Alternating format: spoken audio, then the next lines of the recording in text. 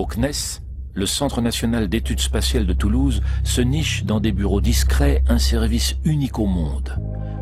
Son but, étudier un phénomène qui en amuse certains, mais qui en préoccupe sérieusement d'autres, les ovnis. Le GEPAN est un groupe spécialisé dans l'analyse des témoignages de phénomènes aérospatiaux qui n'ont pas été identifiés. Né d'une volonté de l'État, depuis plus de 40 ans, le GEPAN collecte des informations, recueille des témoignages d'objets volants non identifiés et rend publiques toutes ses enquêtes. Aujourd'hui, le GEPAN continue d'être reconnu comme quelque chose d'assez unique au monde. Le GEPAN veut prouver que l'étude des ovnis est un sujet sérieux. Et la France est reconnue comme un des pays qui ose en parler tout à fait objectivement. Un enjeu scientifique, voire une affaire d'État. Ça préoccupe quand même les défenses nationales. Ce centre méconnu, au parcours chaotique, tout droit sorti d'un film de science-fiction et pourtant bien réel. Voici son histoire.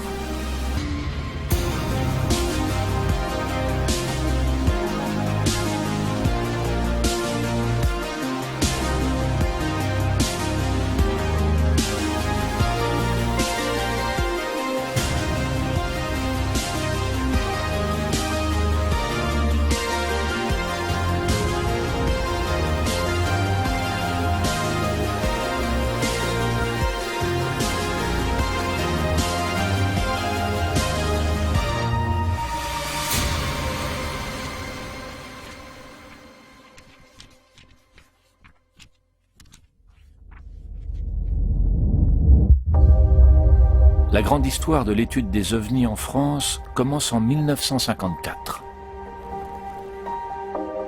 La gendarmerie et la police reçoivent des centaines de témoignages venant de tout l'Hexagone. On observe de curieux phénomènes dans le ciel, des lumières inhabituelles.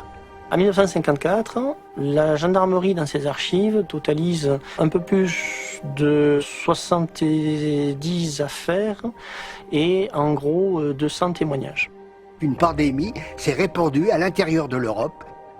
Les gendarmeries recueillaient des témoignages qui commençaient à s'accumuler. La vague d'apparition d'ovnis touche toute l'Europe. En Italie, le 27 octobre, un match de football est interrompu. Les joueurs et les spectateurs ont les yeux rivés vers le ciel. Des ovnis survolent le stade. La France, compte tenu des informations qui arrivaient notamment dans les gendarmeries et par les pilotes, se devait de s'intéresser à cette question. Pour le gouvernement de l'époque, il est impossible d'occulter le sujet. Pierre Mendès France est Premier ministre. Il convoque le ministre de la Défense nationale. L'État français décide d'agir et crée une commission secrète d'études sur les ovnis, la CEMOC, la section d'études des mystérieux objets célestes. Mais le ciel reste silencieux et la CEMOC s'enlise. Une vingtaine d'années plus tard, les ovnis reviennent sur le devant de la scène. De nouveaux témoignages affluent. Jean-Claude Bourret, le journaliste vedette de l'époque, popularise le sujet. Et pour la première fois, il réussit à convaincre un ministre de la Défense de s'exprimer sur le phénomène. C'est surtout l'interview du ministre Robert Gallet qui a donné effectivement le sentiment que les officiels commençaient à prendre au sérieux ces histoires de témoignages.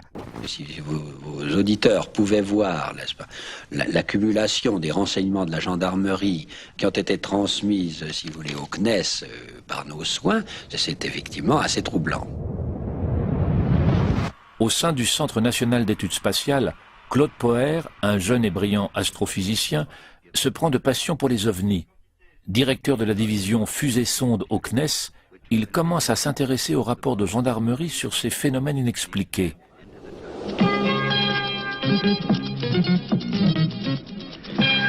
Si nous sommes aujourd'hui dans une salle d'ordinateur, c'est précisément parce que les preuves scientifiques et techniques s'accumulent, de telle sorte que des scientifiques sérieux, compétents, commencent à se préoccuper de la question des ovnis.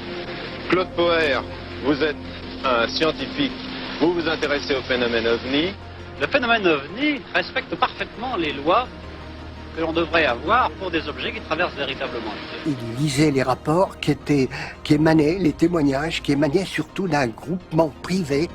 une cellule d'ingénieurs, de gens de formation scientifique qui avaient été alertés par ces bizarreries volantes et M. Poher était en relation avec ces gens-là. Claude Poher, à ce moment-là, a commencé à s'intéresser à l'étude des dossiers et à l'étude des dossiers sur le terrain. Et on a commencé à correspondre et à envisager de travailler ensemble. En fait, on a publié ensemble dans une conférence américaine le premier article sur les statistiques sur les ovnis. Je crois pouvoir démontrer devant mes collègues scientifiques que le phénomène ovni est un phénomène physique. Jacques Vallée est docteur en informatique. Il vit aux États-Unis, il a travaillé sur les débuts d'Internet ou encore la première carte de Mars pour la NASA. C'est un expert mondial du phénomène ovni. Il a même conseillé et inspiré le réalisateur Steven Spielberg pour le personnage du professeur joué par François Truffaut dans Rencontre du troisième type.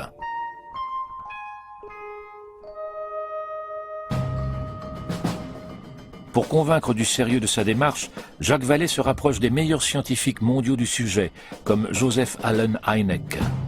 Cet astronome de l'US Air Force a participé au projet Blue Book, la plus grande enquête officielle de l'armée de l'air américaine sur le phénomène ovni. Il partage ses informations avec Claude Poher. Hynek m'a emmené dans son sous-sol, parce qu'il avait stocké dans son sous-sol les rapports que lui avait envoyés l'US Air Force. Et là, j'ai été surpris parce que c'était confidentiel à l'époque. Parce qu'il y avait des informations militaires dedans. Les témoignages militaires, pourquoi ils sont confidentiels? Parce qu'on décrit le système militaire qui a permis d'observer le radar ou l'avion ou le char, etc. Et il y avait des placards tout autour qui étaient pleins de dossiers avec des témoignages. Il y avait aussi des photos dedans. Ça, c'est une photo qui est prise par un militaire en vol. Et on voit un engin dans le ciel. Il y avait des photos comme ça aussi, des photos où on voit des triangles avec des lumières. Moi, je ne connaissais strictement rien, mais ça m'a beaucoup intrigué. Claude Poher commence à convaincre ses collègues du CNES de s'intéresser à ce sujet que beaucoup ne prenaient pas au sérieux. Mais cet astrophysicien reconnu n'a pas peur du ridicule et continue de collecter de nombreuses et troublantes informations sur les ovnis en provenance d'instances officielles partout dans le monde. Ça a donné 300 pages de résultats scientifiques. C'est des résultats, c'est des statistiques. Ces statistiques, elles ont montré qu'il y avait une grande cohérence d'une part et d'autre part que la nature même du phénomène était complètement inconnu. Au départ, on pensait que c'était des véhicules fabriqués par un pays étranger et qui a des fins militaires et qui étaient complètement confidentiels. Et rapidement, on s'est aperçu que ce n'était pas possible. Les informations collectées décrivent des phénomènes aux caractéristiques communes pour le moins étranges. Des objets volants à des vitesses hypersoniques pouvant s'arrêter instantanément ou accélérer brutalement. Dans la plupart des cas, ils n'émettent aucun son et laissent rarement une trace sur les radars. Et on tombe sur des accélérations de, par exemple, 100 G et des vitesses de plusieurs kilomètres par seconde, qui sont complètement impossibles avec des systèmes de propulsion normaux. Par peur de se discréditer, les scientifiques travaillant aux côtés de Poher préfèrent rester dans l'ombre. Au pays du cartésianisme, la science officielle ramène ces histoires d'ovnis au rang de croyances surnaturelles. Les milieux scientifiques restent sur une position bloquée, qui est une position qu'ils appellent rationaliste, mais qui n'est pas du tout une position rationnelle. La position rationnelle en science, c'est qu'on regarde les informations, on regarde les témoignages et on les analyse ouvertement. Dernier document exceptionnel, le film d'un ovni. En France, les témoignages sur les objets volants non identifiés s'accumulent et font la une des journaux télévisés. Oui, un ingénieur en électronique, au début de l'année dernière, a réussi à filmer un ovni près de Paris. Cela s'est passé à Crosne, un samedi matin à 9h.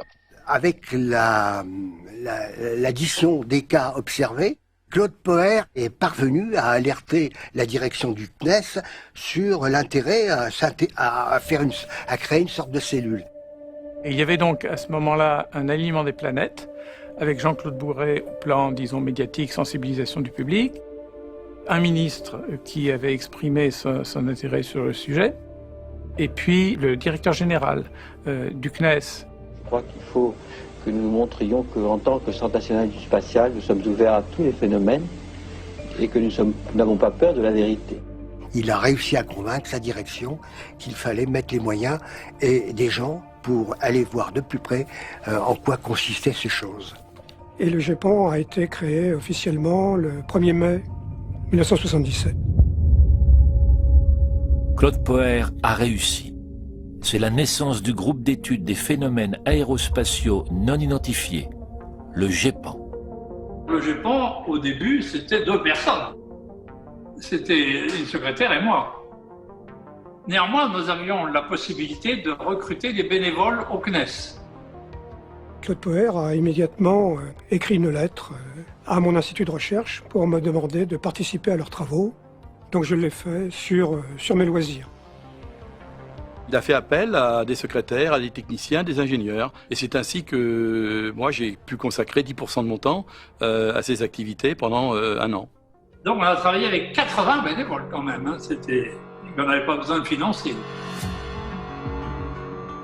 En s'appuyant sur ces volontaires du CNES, Claude Poher invente une première méthode unique au monde de traitement des observations sur les ovnis. Pour le GEPAN, le plus important à ce stade, c'est la collecte de données. La mise en place des moyens extérieurs au GEPAN pour donc à la fois collecter l'information, ensuite la traiter, c'est fait à différents niveaux. Mais on est toujours passé par des protocoles avec les grandes administrations civiles et militaires. Dès le début, donc, la gendarmerie a été partie prenante en tant que partenaire privilégié du Centre national pour tout ce qui est recueil de témoignages. C'est une collaboration qui a été formalisée par un protocole qui est encore en cours de nos jours.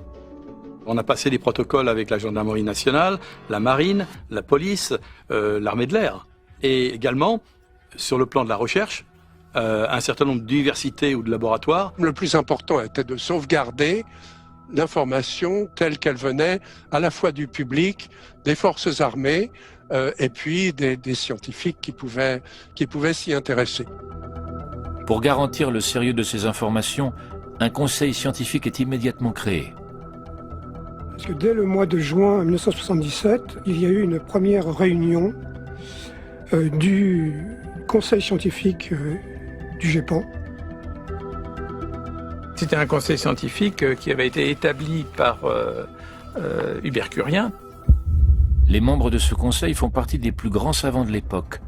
À leur tête, Hubert Curien, le père de l'Europe spatiale. Président du CNES, il deviendra le premier président de l'Agence spatiale européenne et sera à l'origine de la fusée Ariane, avant de devenir dans les années 80 ministre de la Recherche et de la Technologie. C'était très intéressant d'avoir cette confrontation un petit peu entre des scientifiques réputés, mais qui ne connaissaient pas le sujet du tout, et qui avaient même, je pense, des a priori négatifs, et les collaborateurs du GEPAN. Alors beaucoup de choses ont été discutées à cette occasion. Claude Poher, par exemple, avait présenté des critiques de photographies de l'époque. Claude Poher démontra que certaines photos d'OVNI étaient des faux grossiers qui ne devaient pas discréditer d'autres pistes sérieuses. La ligne entre croyance et science était fine. Poher devait convaincre qu'il était du bon côté. Et en fait, la question qui était posée à l'issue de cette réunion, c'est est-ce qu'on arrête là ou est-ce que ça vaut le coup de continuer? Le conseil avait répondu oui, ça vaut le coup de continuer. Afin d'identifier les supercheries ou les méprises, le GEPAN invente un système de classification des phénomènes. Il crée 4 groupes distincts. Le groupe A, pour les phénomènes complètement identifiés. Il peut s'agir de méprises, l'objet observé ne serait par exemple qu'un satellite ou un météore. Il représente 4% des cas. Le groupe B correspond aux phénomènes probablement identifiés. Il représente 37% des cas. Le groupe C correspond aux phénomènes non identifiés dont le compte-rendu est de peu d'intérêt. Il représente 25% des cas. Enfin, le groupe D, celui des phénomènes non identifiés. Ces dossiers sont inexplicables et représentent, selon la classification de l'époque, 25% des cas. Pendant les 6 mois qui ont suivi, il y a eu un décuplement d'activités. Donc on a fait un certain nombre d'enquêtes comme ça pour former l'équipe du GEPAN. Comment analyser le sol, comment analyser la végétation, etc. Comment prendre des repères géographiques. Le point fort en fait de cette période de 6 mois, ça a été une dizaine d'enquêtes qui ont été effectuées sur le terrain. Pour comprendre ces cas de type D, Claude Poher se déplace personnellement pour rencontrer les témoins d'anciennes observations. Et parmi elles, il y a une affaire emblématique. Lorsque le conseil scientifique nous a demandé d'examiner des cas anciens, le cas de Cussac est apparu pour Claude Poher comme étant un cas important, parce que c'est un cas qui montrait que des témoins avaient été confrontés à un phénomène qui paraît extraordinaire. À Cussac, en 1967, une fillette et son grand frère, âgés de 9 et 13 ans, partent conduire des vaches dans un pré. C'est là qu'ils sont surpris par un phénomène hors du commun. Ces enfants avaient indiqué qu'il y avait une boule qui était présente dans un champ à côté de l'endroit où gardaient leurs vaches. Elle faisait à peu près dans les 5-6 mètres de diamètre, grosso modo. Elle était de couleur métallique, brillante.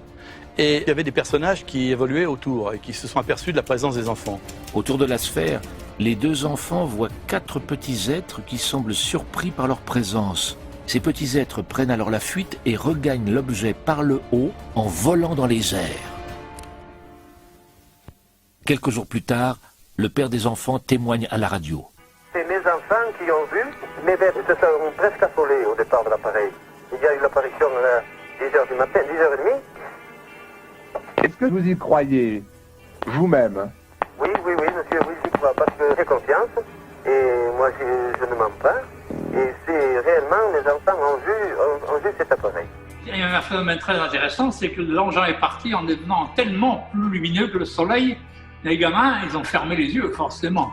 Néanmoins, ça les a excités au point qu'ils ont pleuré pendant plusieurs heures après. C'est pas commun.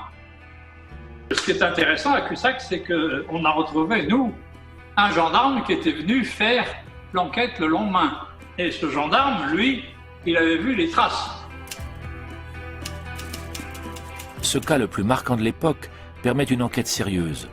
Le rapport officiel du GEPAN conclut « Nous estimons que le 29 août 1967, les observateurs ont assisté au départ précipité d'un véhicule habité, tout à fait inconnu, aux caractéristiques et aux performances dépassant largement nos connaissances technologiques personnelles. » Cussac devient une référence pour les enquêteurs du GEPAN. Le résultat de ce travail de 6 mois a été présenté et de nouveau le conseil scientifique a validé l'approche suivie en recommandant de continuer les enquêtes de terrain. Au même moment, l'ONU organise sa première conférence sur les ovnis. Une approche scientifique de l'étude de ces phénomènes doit être validée à l'international. Le secrétaire de l'ONU a demandé à ce qu'il y ait une espèce d'audit qui soit fait à l'échelle de l'ONU sur ce sujet. Et c'est ainsi que Claude Poher, Jacques Vallée se sont retrouvés avec le professeur Heineck à être audités. Mais le problème de cette réunion, c'est qu'il y a eu un refus des autorités américaines d'y participer en tant que tel, parce qu'on mélangeait un peu tout. On mélangeait à la fois des problèmes un peu irrationnels, le mystère des Bermudes, enfin bref, tout un ensemble de choses. Et je crois que ça a discrédité un petit peu l'intérêt pour les États de prendre en charge cette affaire. Exit l'ONU. Et exit aussi Claude Poher qui veut relancer un nouveau cycle d'études scientifiques sur ces phénomènes. Des études non validées par sa hiérarchie. La raison officielle du départ de Poher, c'est je vais prendre, comme ça se fait beaucoup aux États-Unis, une année sabbatique. Bon, en réalité, il partira 18 mois avec son épouse parce qu'ils menaient tous les deux des vies très, très trépidantes. Donc, ils avaient besoin de se retrouver. Quand j'ai émis ces rapports à la direction du CNES et au conseil scientifique, j'ai dit ce qu'il faut faire au CNES, c'est étudier la gravitation, étudier les méthodes de propulsion gravitationnelle. Le CNES s'oppose. Pour la direction, le groupe doit limiter son travail au constat des enquêtes et à la récolte de données. Claude Poher, lui, veut comprendre comment ces ovnis fonctionnent et se déplacent. Il est persuadé que ces engins viennent d'ailleurs et que la science devrait s'en inspirer. Il crée alors son propre laboratoire dans le sous-sol de sa maison où il travaille encore aujourd'hui.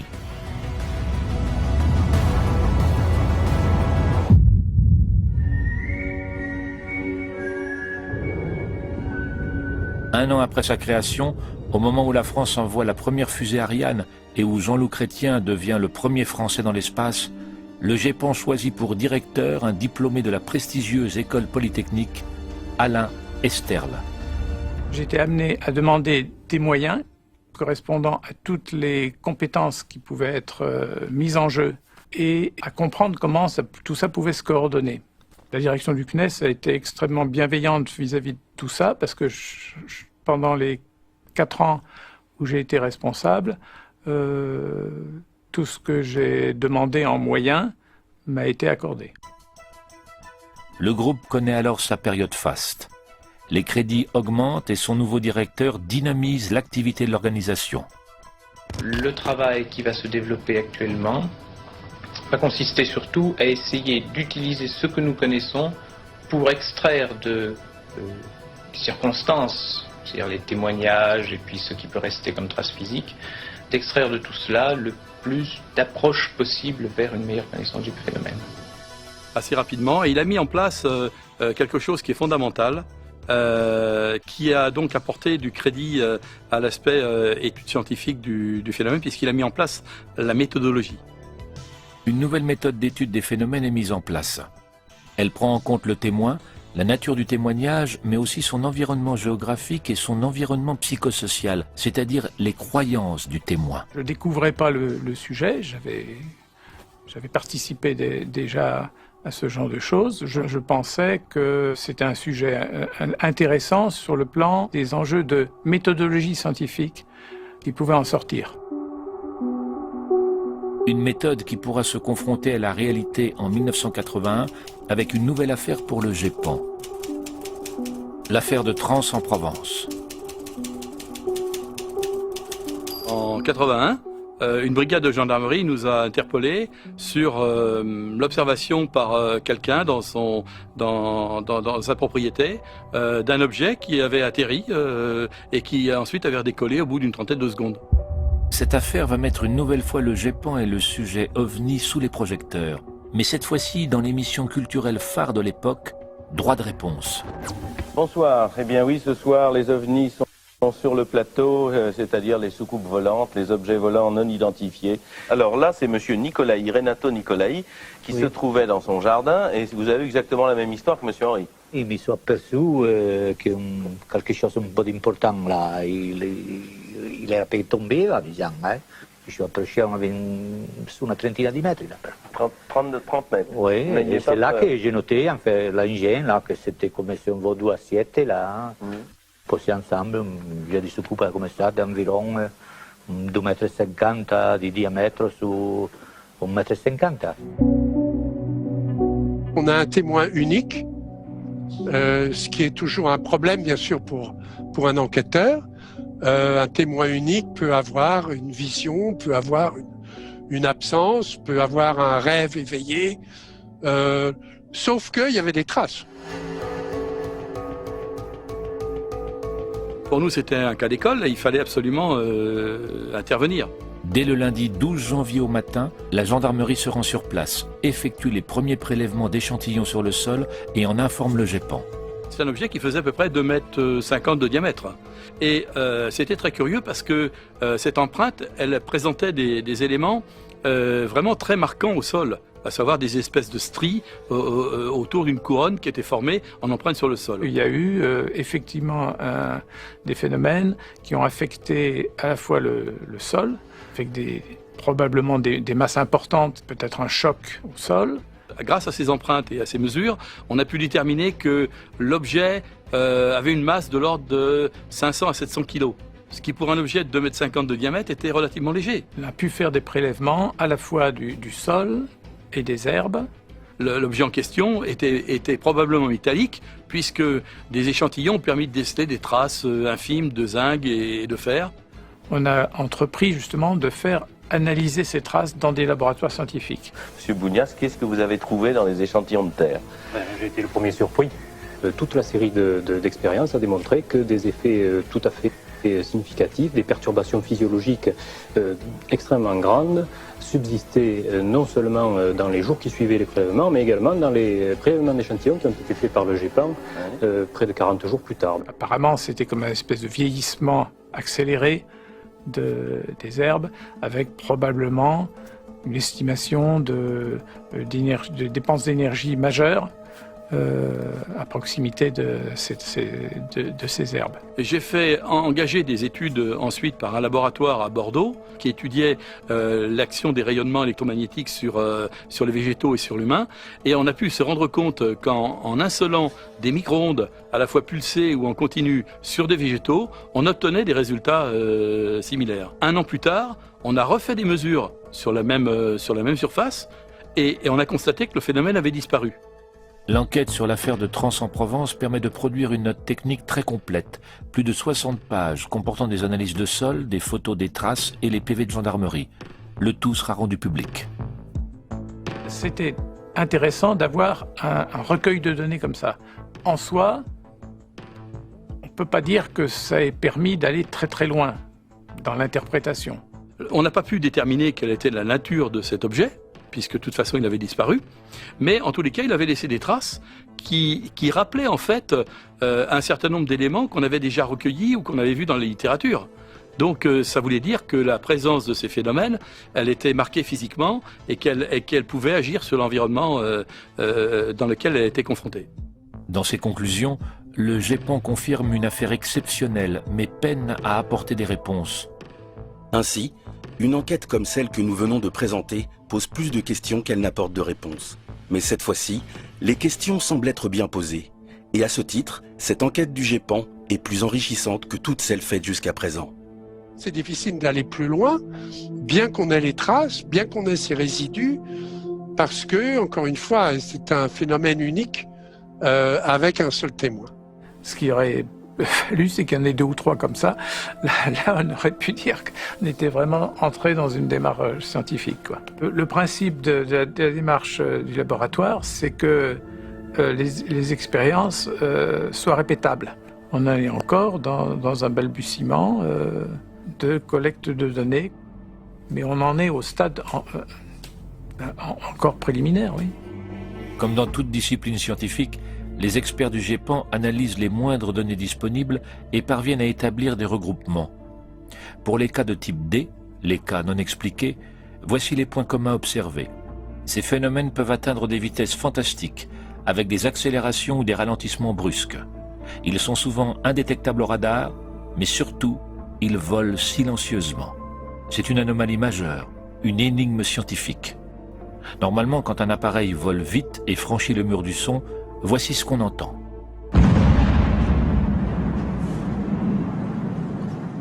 Ce son d'explosion est un bang supersonique récemment causé par un avion de chasse en intervention à proximité de Paris.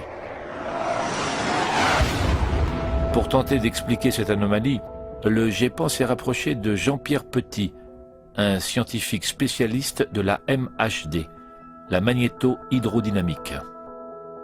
Je me suis demandé comment pouvaient marcher ces machines volantes. Je suis parti de la chose suivante. Il y a une vingtaine d'années, les scientifiques disaient si ce sont des objets, les gens disent ça va très vite, donc il devrait y avoir un bang supersonique. Or, il n'y a pas de bruit, donc ça n'existe pas. Bon, j'ai pris ce problème en me disant est-ce qu'on peut voler à vitesse supersonique sans bruit? Le CNES avait passé un contrat d'études avec Jean-Pierre Petit, justement pour travailler sur ces questions. Et pendant 1 an et demi, il a produit donc notamment une expérience. Ça peut générer des travaux sur des systèmes de propulsion.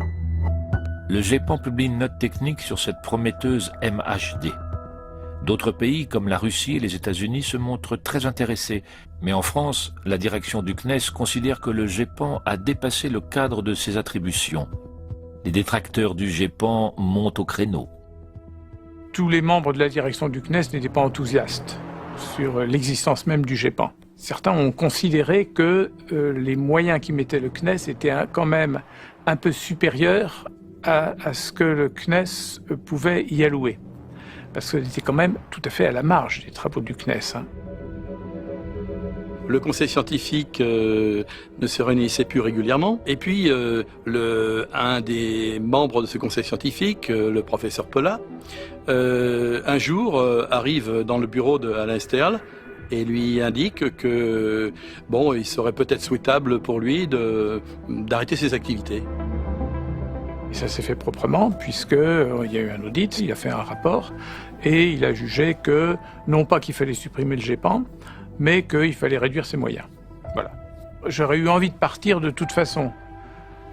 Maintenant, si en plus on me dit, écoute, c'est bien joli tout ça, mais on va diminuer les moyens significativement, ça devient plus très exaltant, quoi. Un nouveau directeur est nommé Jean-Jacques Velasco. Jean-Jacques a pris la succession d'un GEPAN qui tenait la route, qui avait des moyens. Quelques années après, alors probablement à la suite de changements de direction dans le CNES, parce que c'est toujours la même chose, une question de sensibilité des dirigeants, il y a eu un moment où tout a été réduit considérablement. Le GEPAN se fait couper la majorité de ses moyens et de ses missions. Le conseil scientifique n'est plus convoqué. Les notes techniques et les résultats de recherche ne sont plus publiés. Le problème, c'est que dans des organismes comme le CNES, les gens restent en poste pendant 2 ans, 3 ans, et puis ensuite ils changent, mais ils ne se préoccupent pas des projets qui sont en cours et qu'on doit suivre. Et là, en l'occurrence, je dois dire, j'ai été lâché par ma hiérarchie. Le GEPAN est attaqué de toutes parts. Certains ufologues, les spécialistes du sujet, reprochent au groupe de cacher des informations sur les ovnis.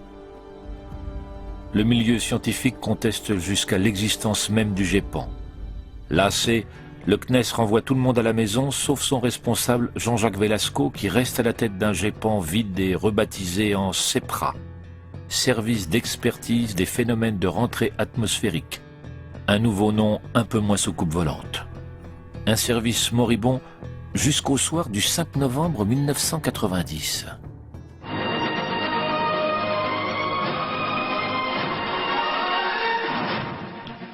Messieurs, bonsoir. Vous avez été très nombreux hier soir à nous appeler pendant le journal et juste après pour nous signaler les étranges phénomènes que vous constatiez un peu partout dans le ciel de France.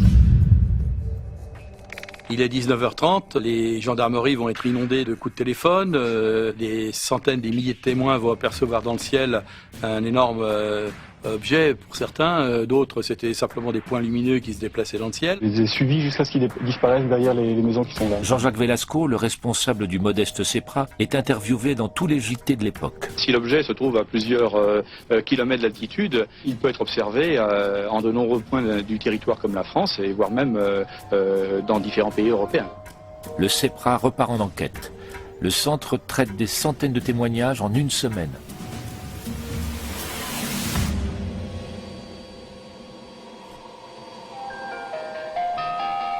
Et parmi eux, celui du général Bruno Mignot, ancien directeur du Centre national des opérations aériennes de l'armée de l'air.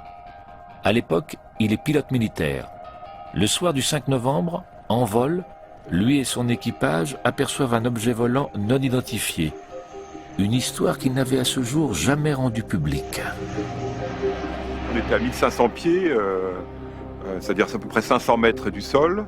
Et à ce moment-là, j'ai vu sur mon côté gauche une sorte d'énorme avion, comme un gros 747 qui nous fonçait dessus. Alors vous imaginez que ça fait un peu peur. On a évidemment demandé tout de suite à la tour, au contrôle, qu'est-ce que vous avez comme trafic sur le radar? Qu'est-ce que c'est que ça? C'est pas normal, vous auriez dû nous le dire. Ils ne voyaient rien. On l'a évidemment fait ce qu'il fallait pour l'éviter, puis petit à petit, il est passé sur notre gauche, et en le regardant, il était quasiment à notre niveau. J'ai vu passer quelque chose qui ressemblait à un gros porte-avions en vol. Je sais que les gens de la vigie dans la tour de contrôle sont sortis dehors pour regarder et ils ont vu la même chose que nous. Ils voyaient une sorte de grand triangle avec des lumières plus incandescentes que les autres. Le tout cachait les étoiles du ciel. Pour résoudre cette énigme, l'équipe du SEPRA est renforcée. le centre interroge les autorités aériennes civiles et militaires, les services de météorologie et la NASA. Le 8 novembre, la réponse tombe. La NASA affirme qu'il s'agit d'un nuage de débris issu d'une fusée soviétique. Les services du CNES certifient cette version et confirment la trajectoire de cette rentrée dans l'atmosphère qui traversa la France du golfe de Gascogne à l'Alsace. Pourtant, un doute s'installe au sein même de la communauté scientifique. Dès qu'il y a eu un début d'explication rationnelle, on est resté sur cette explication rationnelle, entre guillemets, de la rentrée d'un satellite et on n'a pas vraiment poussé l'étude. Ça a mis le CNES et en particulier Jean-Jacques dans une position très difficile parce qu'il y avait un certain nombre de témoignages qui allaient dans un sens tout à fait différent. Donc il semblerait qu'on ait deux phénomènes décrits de manière différente, en tout cas, lors du 5 novembre 1990. Une rentrée atmosphérique, effectivement, a priori bien décrite, et puis par certains témoignages, il semblerait qu'on ait eu affaire à un autre phénomène. J'ai vu qu'il y avait des anomalies statistiques sur la reconstitution. C'est-à-dire qu'il y avait la trajectoire du phénomène observé, très clairement, mais il y avait aussi, bizarrement et curieusement, des trajectoires parallèles qui allaient du sud au nord de la France. Pour moi, c'est resté un mystère à ce jour. Alors maintenant, ce qui peut très bien se passer, c'est que le 5 novembre, se soient produits d'autres phénomènes. Ce serait même surprenant qu'ils ne s'en soient pas produits. Malgré ces témoignages, le CEPRA en reste à la version unique d'une rentrée atmosphérique. De quoi alimenter les fantasmes. Il s'est avéré qu'il y a une espèce d'emballement médiatique qui a immédiatement enflammé beaucoup de personnes. Mais ce qui s'est passé, c'est que il y a des gens dont la notoriété n'est pas forcément celle des scientifiques qui ont pris la parole. On a toujours l'impression qu'on veut cacher la vérité aux gens parce qu'on ne veut pas leur faire peur, on ne veut pas les effrayer. Ça, c'est une histoire qui date de très longtemps aux États-Unis aussi. Paraît-il qu'au Pentagone, on a récupéré des ovnis, etc. Mais on ne dit rien parce qu'on ne veut pas effrayer. Moi, personnellement, ça me fait rêver. Je ne crois pas du tout à cette explosion du satellite russe qui aurait traversé la diagonale Pau-Strasbourg comme ça. Non, j'y crois pas.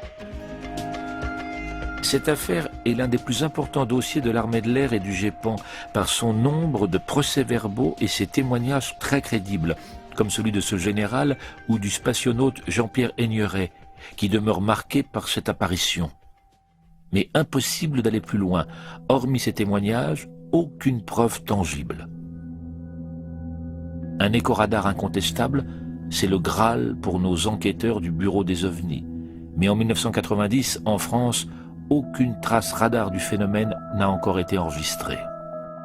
Quand j'ai commencé cette activité, je me disais, est-ce qu'on aura un jour un cas qui nous permettra de passer du PAN, phénomène aérospatial non identifié, au cas OVNI. Mais pour pouvoir dire que c'est un objet volant non identifié, il faut pouvoir enregistrer de manière physique la présence de cet objet. Nous sommes en janvier 1994.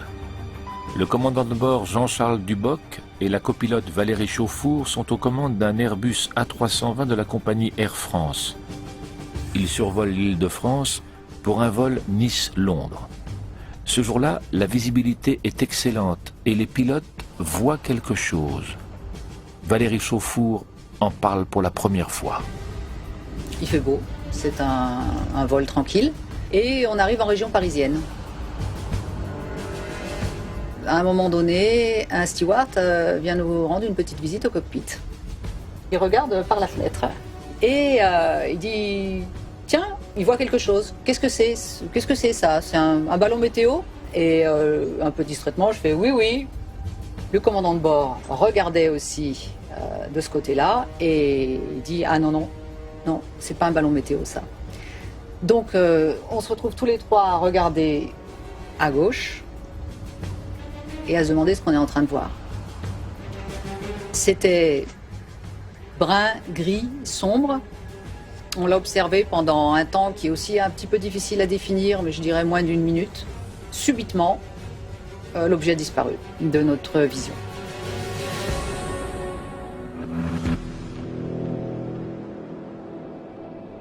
Au même moment, au centre des opérations aériennes de Taverny, les radars militaires s'affolent. Ils enregistrent un écho non identifié qui croise la trajectoire de l'avion.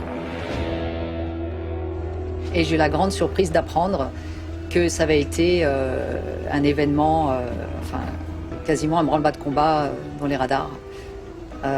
Quand ils ont observé ça, parce qu'ils l'ont observé au moment où on le voyait, nous. Il volait au-dessus de Paris. Il volait à 180 km/h. Et les images radars ont confirmé parfaitement la description à la fois de la trajectoire et de ce qui s'était passé. Les militaires redoutent une collision en vol, mais soudainement, l'écho radar disparaît. Beaucoup de pilotes ont fait ce genre d'observation. Des pilotes militaires qui, pendant longtemps, n'ont pas été autorisés à en parler. Des pilotes civils qui auraient pu en parler, mais qui très souvent n'en parlaient pas. Oui, j'y repensais souvent, oui. Oui. Et plus j'y repensais, et plus j'ai eu le sentiment d'avoir vu quelque chose qui n'était pas d'ici. Sur le vol Air France 3532, le travail du CEPRA a été précieux. Pourtant, le CNES et les autorités s'interrogent toujours sur le bureau des ovnis. Son existence est à nouveau en danger. Il y avait un seul point d'accord entre tout le monde, c'est que tel que c'était, ça ne pouvait pas marcher. Le pauvre Jean-Jacques qui travaillait tout seul, qui avait une demi-secrétaire à 1 kilomètre de son bureau, qui n'avait pas les moyens de se faire payer des trajets pour aller faire des enquêtes. Enfin bon, ça n'avait ni queue ni tête. Le CNES ne souhaitait pas vraiment mettre les moyens. Et il avait simplement maintenu les activités. Le cahier des charges était le même, seulement les moyens étaient réduits. La direction du Centre national d'études spatiales confie alors un audit à un expert extérieur, un spécialiste de l'imagerie spatiale. Et j'ai dit bien sûr que oui, et j'ai fait ce travail, en fait je l'ai fait entièrement moi-même. Cet audit doit dire si le centre est nécessaire et s'il est efficace. Pour cela, l'expert rencontre politiques, scientifiques et journalistes.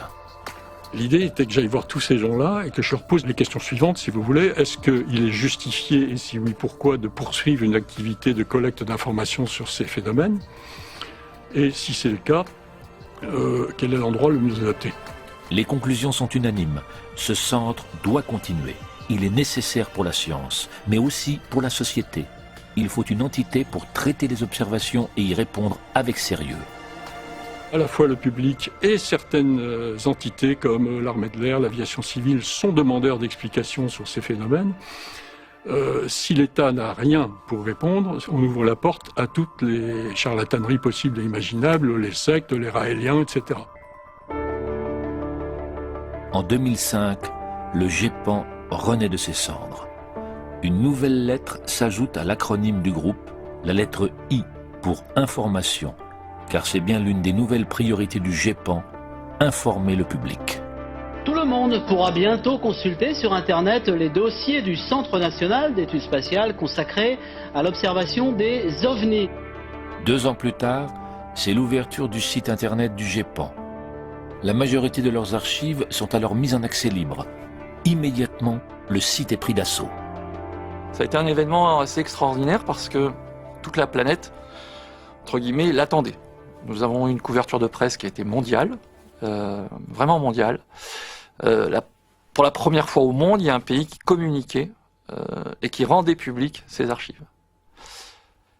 Et quasiment aussitôt, le site web du GEPAN s'est écroulé.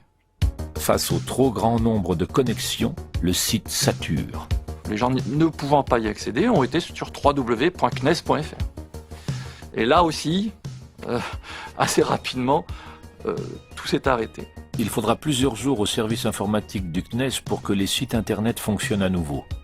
L'ère moderne du GEPAN s'ouvre sur un raz-de-marée populaire. Aujourd'hui, le centre reçoit 600 témoignages par an. Pour la plupart des cas, il s'agit de méprises, comme récemment avec les satellites Starlink ressemblant à un train de lumière.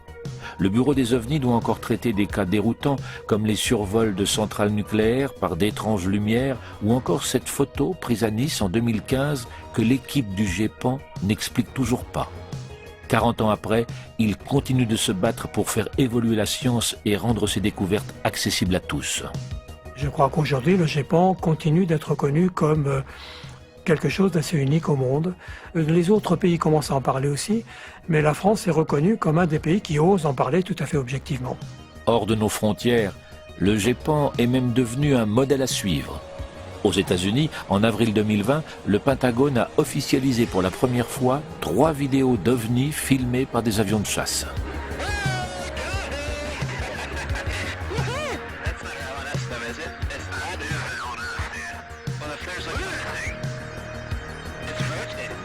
Ce qui est important, c'est qu'il y ait une confirmation d'officialisation. Comme quoi, c'était bien des films qui avaient été pris par des avions de chez eux. Et c'était important puisque le DOD est un département officiel qui confirme qu'il y avait des observations non connues. Les États-Unis ont fini par créer leur propre bureau officiel. Au mois d'août 2020, le Pentagone lance l'UAP Task Force, le cousin américain du GEPAN. Son premier rapport très attendu sera livré au Sénat et rendu public en juin 2021. Des nouveaux cas d'OVNI devraient être déclassifiés très prochainement par les États-Unis. Les Américains, qui furent si discrets sur le sujet pendant des années, ouvrent au grand public leurs informations sur les OVNI.